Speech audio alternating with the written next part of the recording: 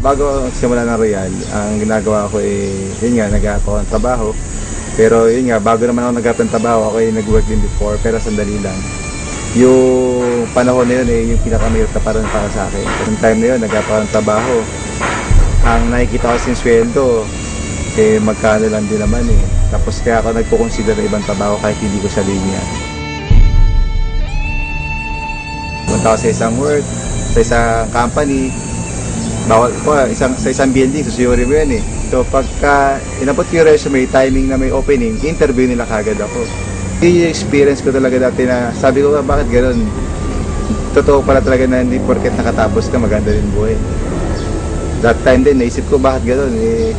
Maganda naman tinapos ko, maganda yung eskwela ko, pero bakit that time walang trabaho?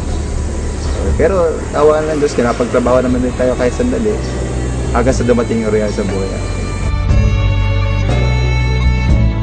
Nakatuwa at nagsimula ako noon, naalala ko, 2006. So nag-join ako nung 2006 na yun, ginagawa ko lang to, kumbaga sideline lang. Pero nung doon ako, naintindihan ko, kahit sideline pala to, kailangan kong seryosohin. Hindi ko na-expect na pwede palang, dahil doon sa sipag ng isang tao dito sa negosyo na to, pwede ka pa talagang umasenso dito, yumaman. Maliban sa yumaman, kung ano man yung pangarap na gusto mo, gusto ng pamilya mo, gusto ng mga tao nasa paligid mo, pwede pala mangyari. Kumbaga, sabi ko, yung income ko dito talagang maganda. Pero hindi ko na-expect na pwede palang mas maganda pa doon sa gusto kong maganda. Noong time na sabi ko, nakikita ko na yung ganda ng negosyo, tuloy-tuloy lang ako. Naalala ko, pagka may mga awarding, palagi ako nandun, nanonood ko yung mga kumikita sa Real. Natutuwa rin ako kasi meron sila ma-award. Sabi ko, pwede rin kaya mangyari yun sa parang ordinaryong member kagaya ko, no? So, sa nakalipas na ilang taon ko na rin sa Real, ako sa totoo lang, hindi ko naman in-expect na pwede pala maging number 1 Ang sa akin lang, dito ako sa Real, gagawin ko to para sa pamilya ko. At dumating yung time, ito na pala, yung bunga ng trabaho, yung hirap, yung pagod, pwede ko pala mag number 1. Hanggang sa nitong mga nakalipas na ilang buwan, natawa ako kasi nung time na nabigyan ng yung Royal mismo, nagsimula na isang branch sa ibang bansa, nakita ko yung opportunity na pwede pa rin pala ako magsimula ng Royal kahit wala ako sa Pilipinas. Sabi ko, ito na siguro opportunity para madala ko yung negosyo ng Royal doon sa mga ibang kaibigan ko o kakilala ko sa ibang bansa. Naalala ko yung hirap namin dati kasi wala pa naman opisina yung Royal that time doon.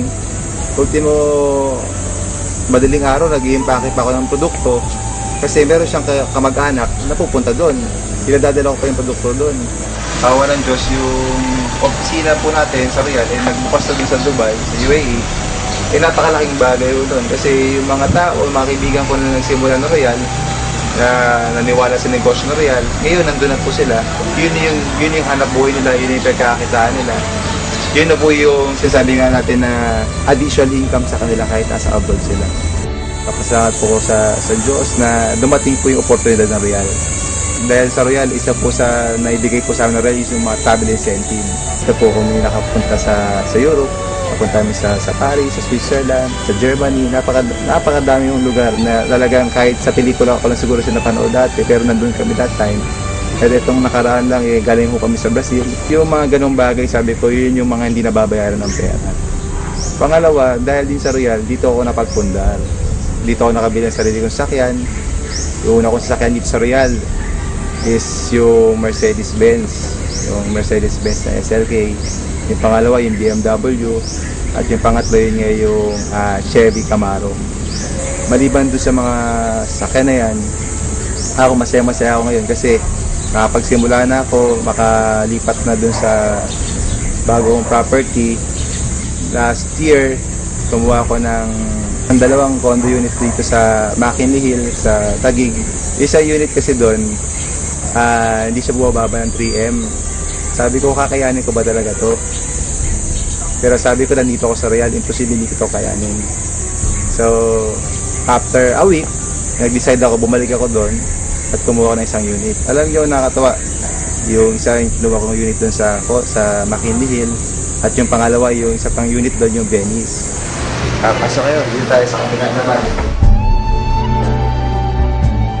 yung hirap, yung pagod, yun yung mga naging resulta namin. At isa sa pinaka nakakatuwang resulta dito, yung negosyo na Royal, magkakasama rin kami magkakapatid, buong pamilya. At nang kumita na ho kami dito, yung mga kapatid ko, nag-put up na rin ho kami ng isa pang traditional business na magkakasama pa rin ho kami. Nakapagtayo kami ng isang restaurant, at the same time yung car wash, na ito, patatakbuhin po ng pamilya ho namin. Itong negosyo na to, ito ay bunga ng negosyo ng Royal. Nakatuwa, nakita ko na po yung bunga, yung 6 na to na pinaghirapan po namin dito sa Royal.